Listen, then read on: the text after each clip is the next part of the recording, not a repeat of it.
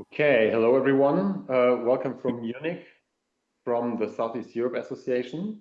I see that there are still people joining, so I can use my opening remarks to to pass this time and letting everybody in. I'm really glad that you're all here to join us for a rather unusual event for the Southeast Europe Association, which is the presentation of an online exhibition, which is actually a first in our almost 75-year-long history. And I'm really glad that we took this challenge and we can actually today see the results. The exhibition is based on the outcomes of the 61st International Academic Week that was held 2023 in Tutzing. The International Academic Week is a regular format of ours. It's an annual conference that's happening in Tutzing, and this one happened for the first time in a slightly different format, which was not only academic then, but also mixed with many other elements you will learn about in the course of this meeting. Today, we're meeting here with the academic conveners of this conference, and I'm also very happy to welcome Professor Daniel Göler from the University of Bamberg, who is with us here, and Professor Eckehard Pistrick from the University of Klagenfurt. They are both the academic conveners of the conference and also the curators of the exhibition. And they are supported here by Timo Meisel, who is the web designer who created the platform for the exhibition and who can tell us something about its structure and the technical implementation. Welcome, Timo. From my side, just a little remark also on housekeeping. We will have a Q&A later, so it would be good if you would keep your microphones muted throughout the session, because we are now in the meeting format, of course. You can leave your videos on. It's always nice to see some faces. And you should note that we are recording this session, so you will also be recorded with what we see and what we tell, and we consider using the material later in our YouTube channel. So now I'm very much looking forward to learning more about the project, and I hand over to Eckehard, who will present us a first video from the exposition. Thank you very much. Yes, welcome also from our side. Happy to see some of the contributors here, but also interested people from the Southeast Europe Society. Without further ado, because we will come to content and technical stuff later, just a first glimpse of this website without comment. Please listen carefully. It's a sound which is not, we are not used to. Just sharing.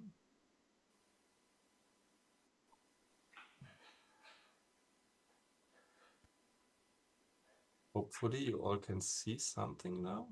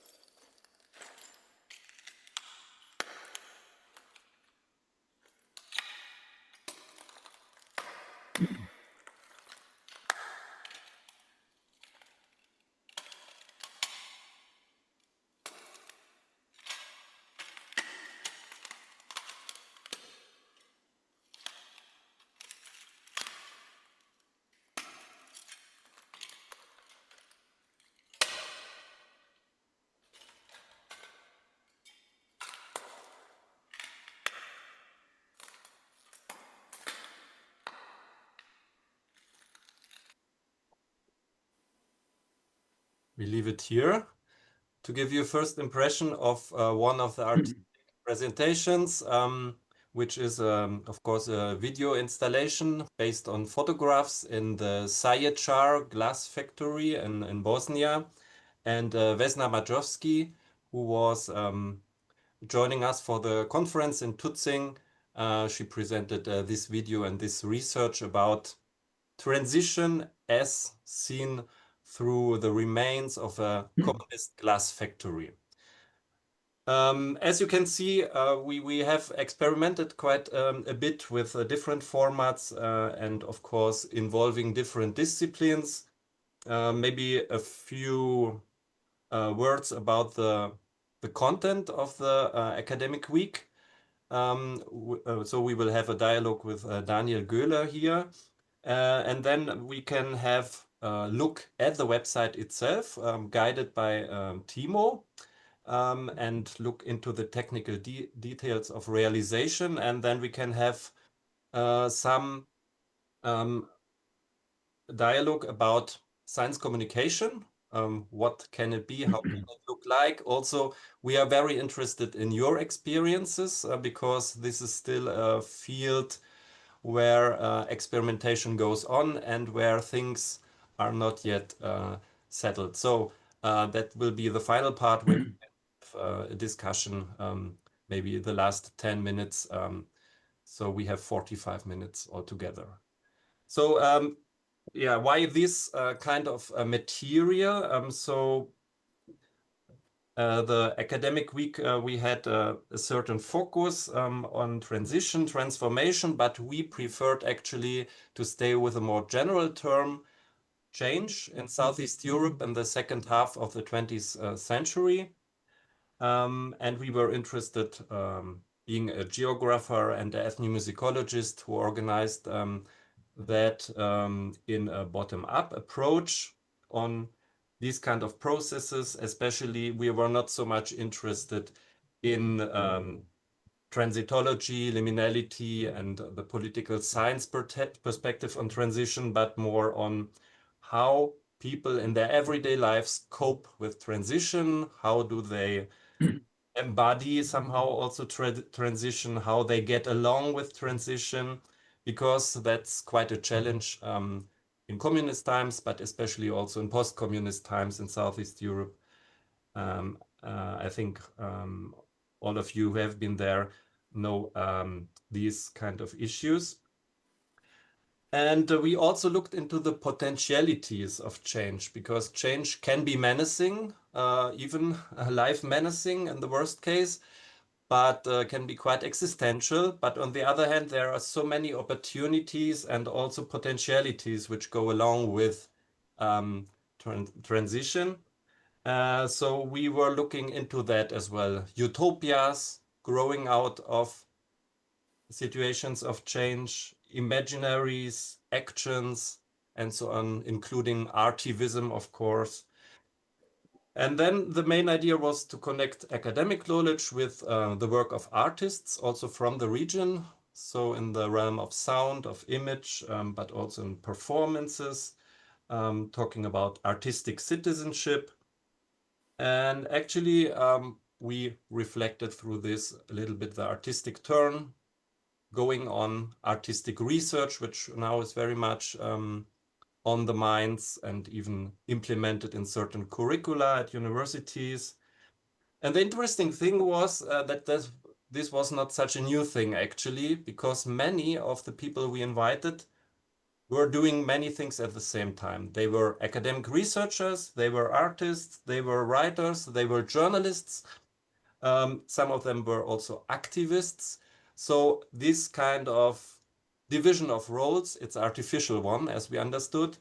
And many, especially also researchers from the young generation, are all multidimensional researchers in the sense that they try to reach out to different publics in different formats. And so it was an easy task, actually, to connect things, because many of us had these different roles. So that was the first maybe introduction. And Daniel, please, you can compliment now.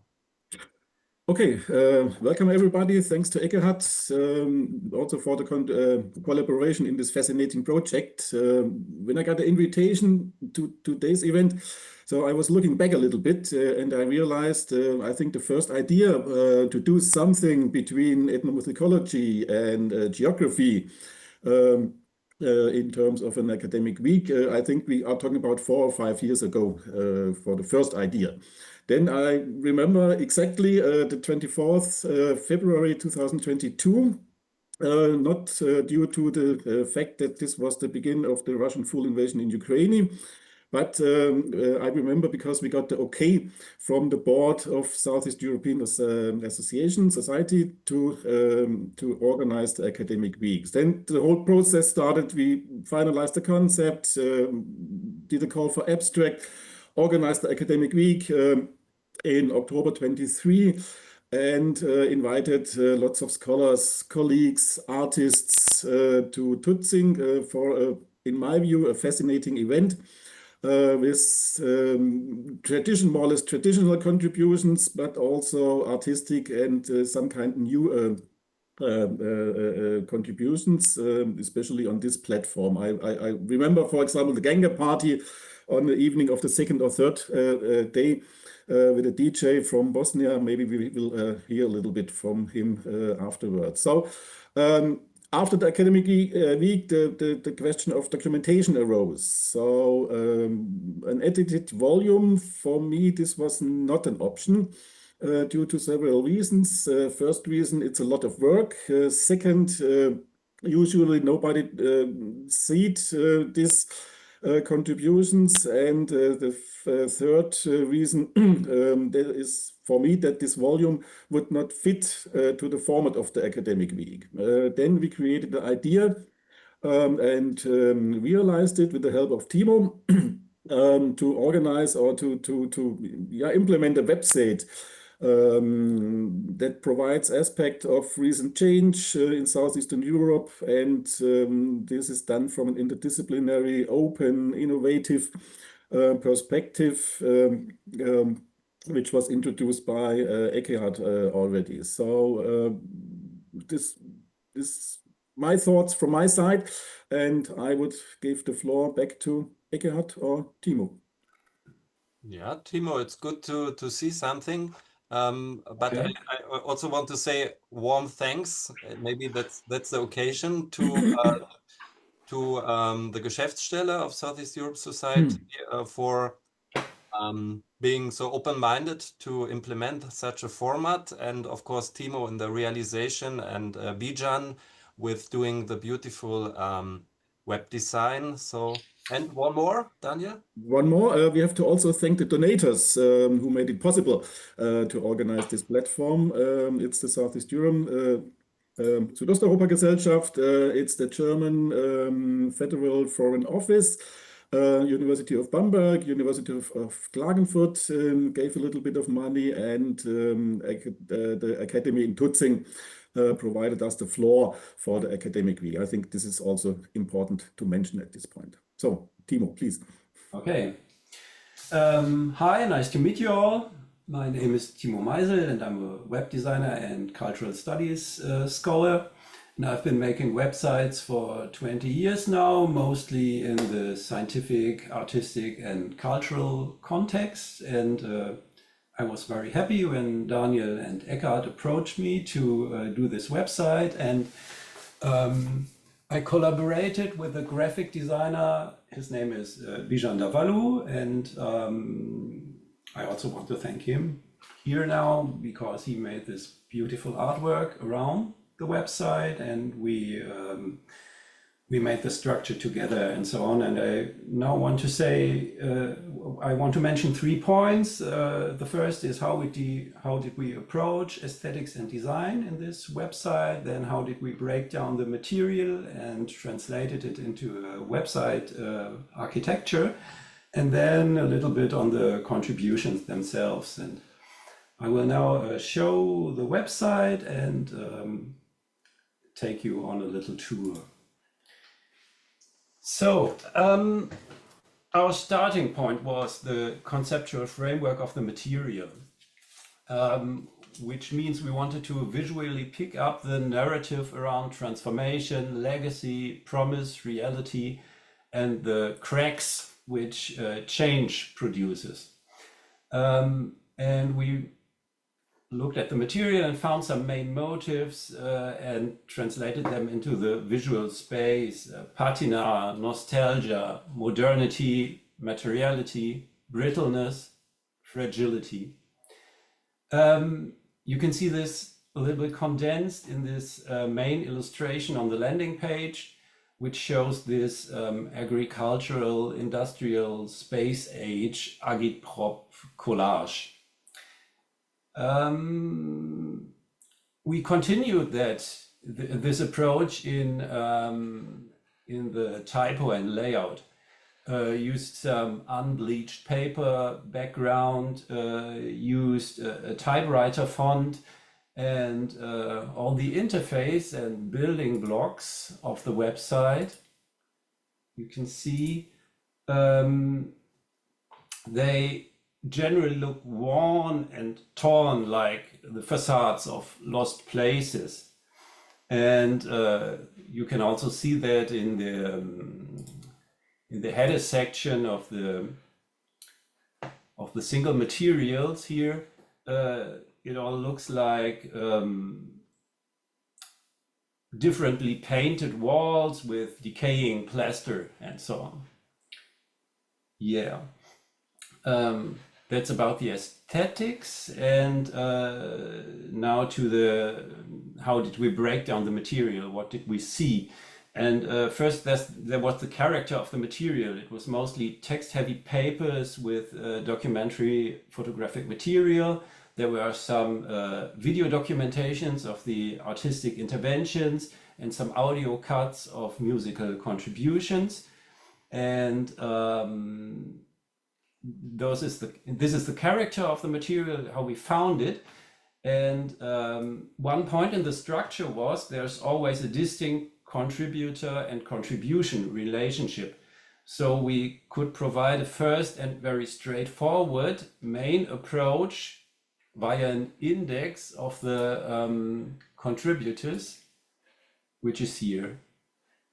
And here you can, in a very classic form, approach the material.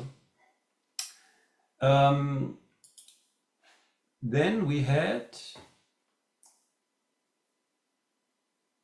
the material was the result of several conference panels and they had thematic emphases like paths of transitions and readings of socialism and so on.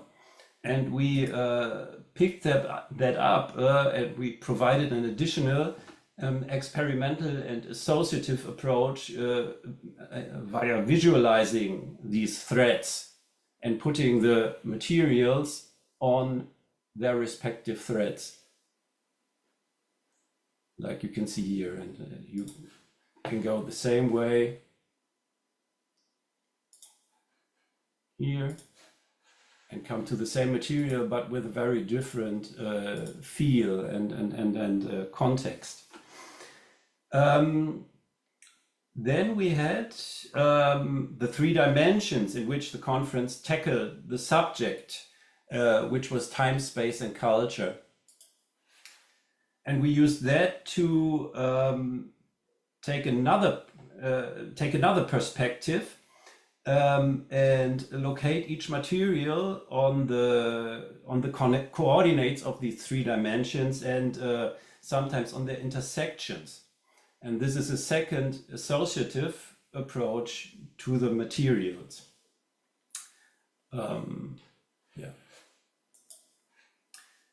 Now to the contributions themselves, which were scientific papers, videos, and audio material, which was provided by the authors, and all authors had an academic or artistic background.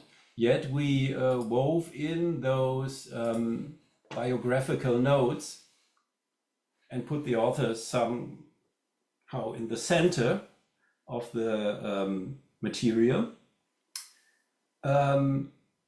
And we found each material was always contextualized, at least with an introductory text. So each material is a self-contained document, if you want to. When we have videos, we always have something around the videos, like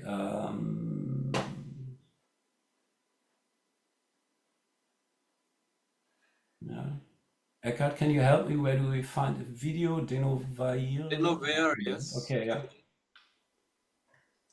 So when there's a video, there's always a little text around it. So we have a document, so all materials can be treated equally.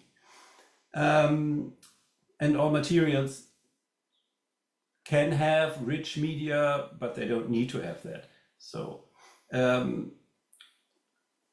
we also found some papers were strictly academic, so they needed to have references and so on. Which I will not show you now. And we made a special referencing tool for that. Also, the material was intended to be infinitely expandable and editable without knowing how to code. So we chose to use a content management system, and we chose WordPress for that, which is a very common content management system, and embedded a workflow that can intuitively be used by editors. So they don't always have to approach the programmer. And you can see that here, that we have contributions and contributors here, and all the contributions are here, can be seen here, and can be edited via different, via some forms. So also the material can be categorized in the threads and in the dimensions. So I can say a material is located in time, or in time and space, or in time, space, and culture. And I can say it goes along one of those threads, which are to be seen here. And then it will be automatically placed in the front end in this in the right places. So in the dimensions, if you take time, space, culture, if some material had that, it would be right in the middle of this matrix. Yeah. Maybe a word about the threads, the idea of the threads, how it came to become threads. So we could have made it differently, maybe, but there is this interesting memorization technique in South America among certain ethnic groups where they make long they have a long textile, and then they put some knots into that to remember certain moments or situations. So that this is a kind of memory culture thing, very ethnic, very local. But I thought it could be nice to put it or make it part of the website because these knots, as you see, these knots sometimes appear also on different threads. So that's interesting how memory can be understood as a kind of rhizome, let's say. So things connect, interconnect, and it's not about academic knowledge or artistic knowledge. So there appear academic, non-academic, artistic, activist stances on all these threads. So that was a little bit the ethnographic backgrounds of the thread idea, which was quite difficult to realize, we have to admit. But in the end, Timo found a way. I mean, thank you so much that this was possible. Okay, and now Eckehard, you wanted to show one material with audio content? Yes, I can take over. I can, if you close, I can open. So I just wanted to give you some impression about audio contribution by DJ Tomo or Tomo Matkovic. He's from Herzegovina. And he has a very interesting life story. I will not go into that. He's the son of a Gastarbeiter, so he spoke also some German. He says, I'm a Halbdeutscher. Now he's based in Imotski in Western Herzegovina, and he's running a radio station where he works with the Ganga, which is a musical repertoire, a very local one, and very archaic songs, which he remixes, he presents in disco clubs, and also it's quite interactive. He uses that kind of musical genre to comment on transformation going on right now. So that was the Ganga Remix project. So we had some live experience in Tutzing. And now, of course, it's extremely difficult to render this kind of experience in an online format. So what to do? We had these sound files, of course, which are commented by DJ Tomo himself. Klapa songs also from Croatia. Then we have a visual image of him performing. And then we have some of his works with the Ganga repertoire. If you have not yet heard anything, you have the chance to do so now with a track which is called Czerne Oczy from a group Frulex, which is a real underground group. So let's listen to this track.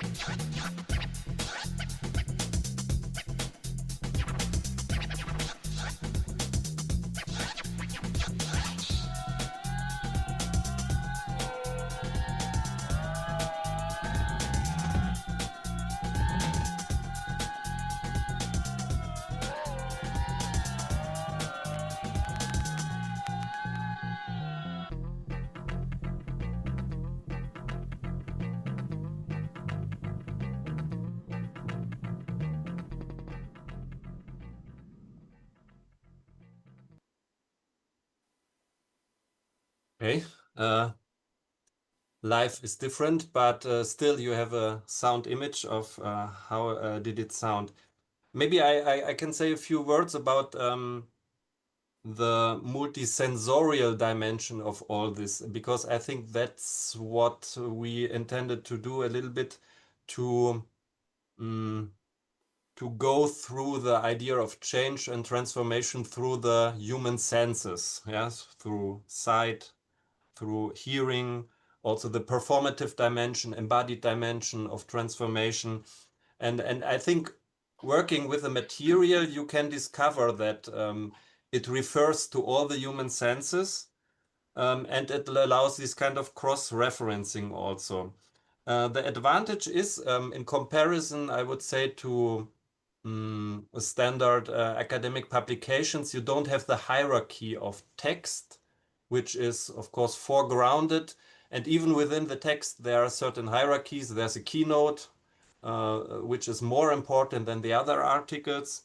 And then you have photographs, you have maybe audio CD, for example, which illustrates the text. So this hierarchy you don't have on the website level. And that's, I think, a huge advantage that you have this all on the same level. Everything is equally important, and one image, one sound can tell the same story like an academic text, actually, and everything is referenceable in the end. So also in the end, it can be easily a reference. This, of course, also it's difficult to say what the website really is, I would say. It's somehow an extended ebook, we can say. It's partly also online exhibition, but that's not all, because online exhibition does not include academic texts. It's also kind of blog character in some points. It's a platform, of course, where the dialogue from Tutzing should continue. That was also one of the ideas, not to stop when the conference stops, but that is a platform which is adaptable, which is can include more content. So that's also invitation to you. If you know someone who should be there, I mean, it's still possible. It's easy handleable for us also to extend this dialogue and discover maybe new connections between the material. So I think that's an interesting aspect. And maybe one final word about our roles, Daniel and mine, especially as editors. I think we cannot speak here in that case about editing roles, but it's more about curator roles. So it's not about organizing and revising texts as usual, but it's more like a work of montage, of connecting material of different sorts into these 7 thematic complexes, the famous threads. And it's quite different and quite demanding. So I think it's not the usual work we are doing, Daniel. I think you agree. And it's a difficult task to see how this material can be connected, and it's more like a moderating role, actually, not so much directing the content of a volume. Yes, You you're agree? right. And for me, it was something completely new. It would have been possible to make this edited volume. That's not the point.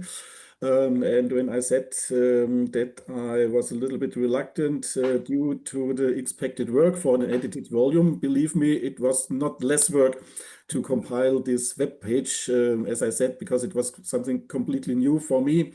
Also dealing with the non-geographic or less academic contents, for example, which made things difficult, and also the communication with Timo, who did a really the best job. I think he was the best we could find for this project. But in fact, as I said at the very beginning, it was a process, and even the compiling of this platform, I think this is also the right term for it, took a time of 1.5 or nearly 2 years. No, maybe we can talk about the issue of where to do these things. I have the impression that the big publishing houses are not yet too open for that kind of formats, completely online.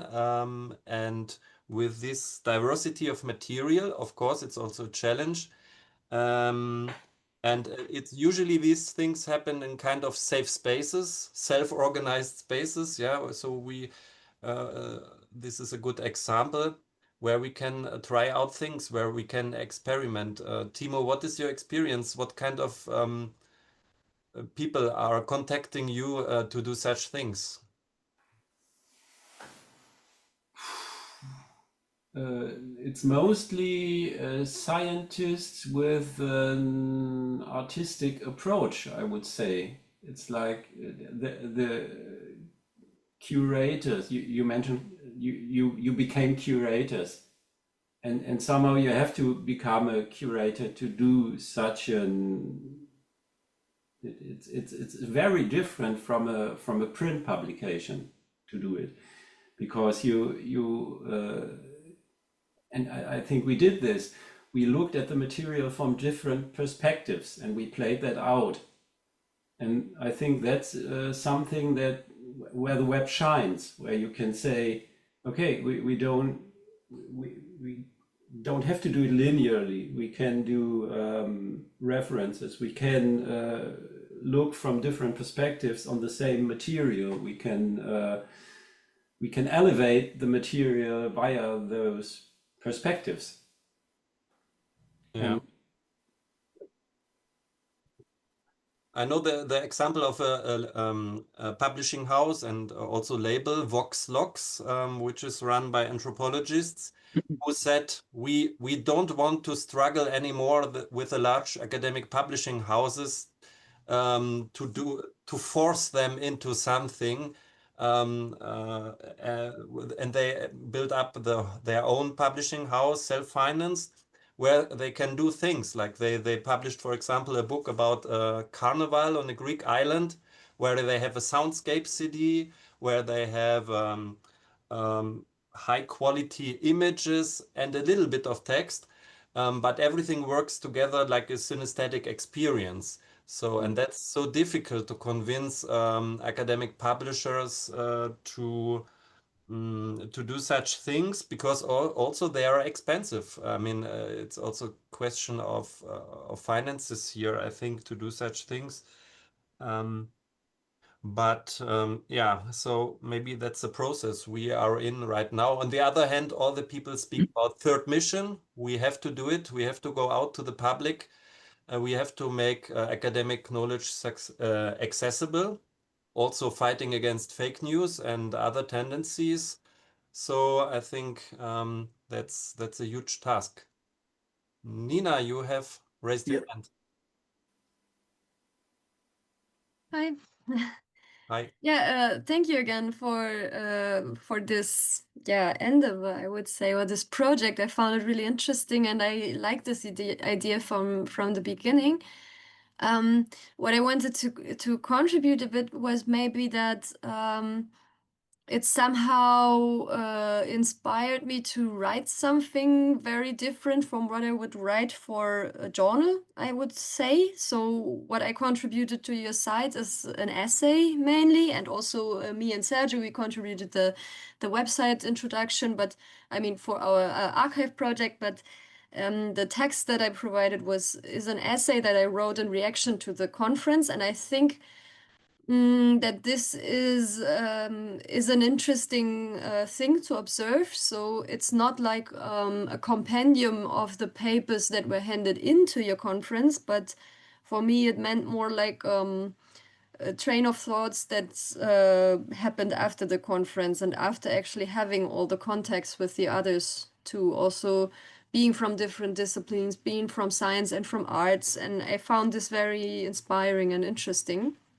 And I think that maybe this kind of publication is not the same as a scientific publication, because, I mean, in my case, I don't know, I didn't read all the papers, but I scrolled through a bit and I saw that there's many very different and diverse forms of texts, of materials, and maybe it's also like some kind of occasion to have also a place for these different kinds of sharing your thoughts, because I think that many scientists sometimes struggle with this very rigid form of the paper. Like you have to present your data and your analysis in a very limited, very harshly regulated form, and in a linear form, which is sometimes not that easy.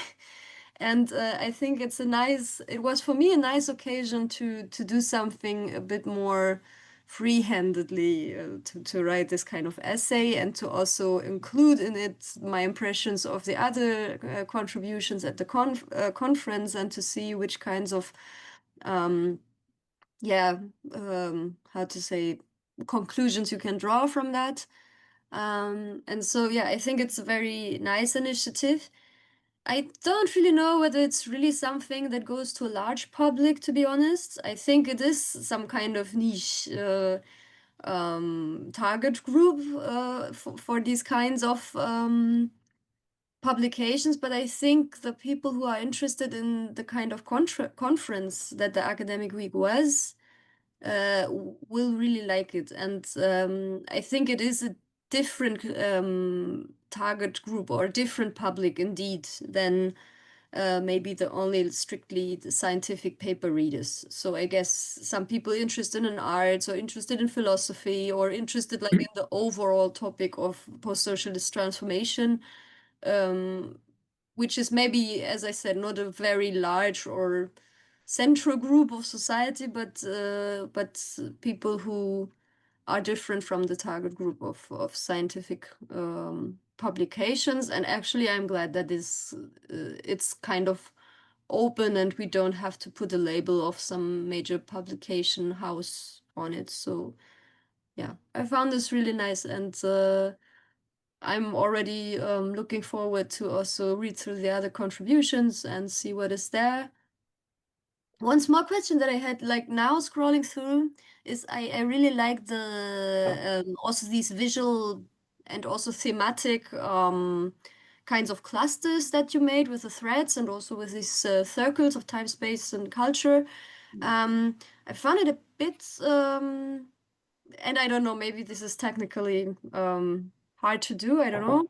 But when you click on one publication and you go through it, then afterwards you lose this connection somehow. So you cannot really, from the individual, you cannot go back to like the field of time space or to the thread or something like that. Maybe that would be an idea to have a backlink so that you can make the contribution even after reading or seeing the material on the individual blog page.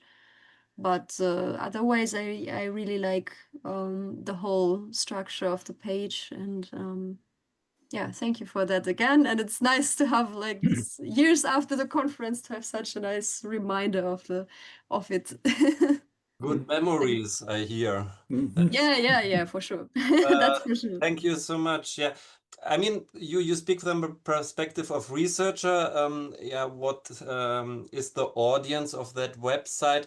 I also thought about the artists. So what is the extra they have from this website?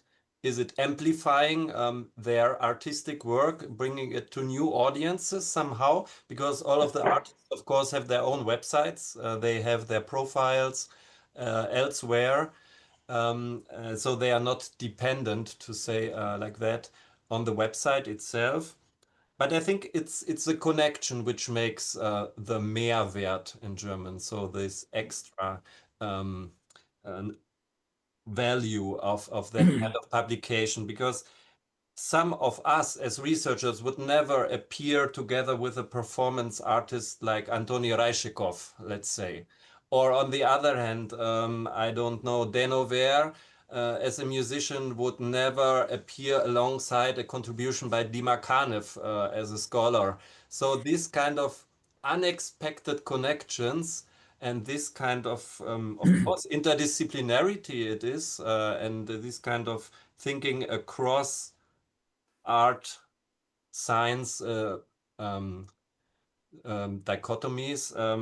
I think that's the value, because these new contexts also generate new meaning, of course, and of course generates in the end new audiences who may use it for their own purposes. So that's my hope, that these new connectivities they are bringing the extra value. I also think you can see that there is across all these disciplines there's shared ideas, and if you take this metrics of time, space, culture, for example, and you see there are materials that are nearer to another and so on, and they all they look at the same problem. Mm-hmm. And so yeah. Thank you. Look in the audience. We are a little bit at the end of the session, I think. Daniel, you want to have a final word? Maybe some Fine. Only one final word.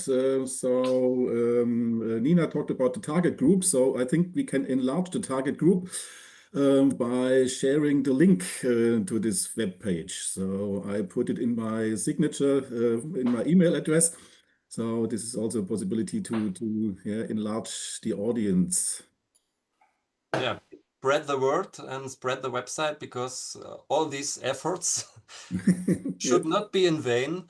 No, and also the invitation to contribute. I mean, that's important. So it's a living platform. It's not something which is finished. Of course, it is curated, but still you can approach us if you think there's something missing, one dimension of transformation or interesting artistic contribution you want to propose.